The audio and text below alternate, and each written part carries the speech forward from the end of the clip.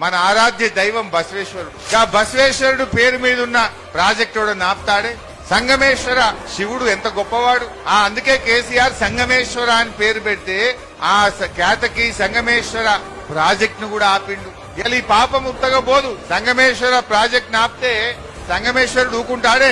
తప్పకుండా నీకు తగిన బుద్ధి చెప్తాడు, గుణపాఠం చెప్తాడు. రేవంత్ రెడ్డి బసవేశ్వర ప్రాజెక్టుకు శటకోపం పెట్టిండు. ఇలా బసవేశ్వరుడు కూడా బాధపడుతున్నాడు. బసవేశ్వరుడు కూడా మీకు తగిన గుణపాఠం చెప్తాడు మిస్టర్ రేవంత్ రెడ్డి.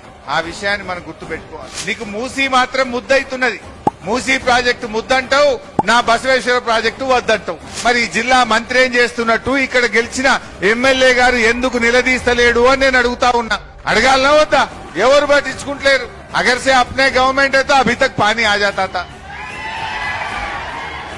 ఇప్పటి వరకు నీళ్లు వారిచి చూపించేటోళ్ళం, మంచినీళ్ళు తేలేదు అప్పుడు. అందువల్ల మీరందరూ ఓకే అంటే ఆ బసవేశ్వరుడి స్ఫూర్తితో మనం పెద్ద ఎత్తున పాదయాత్రకు కూడా శ్రీకారం చుడదాం త్వరలో.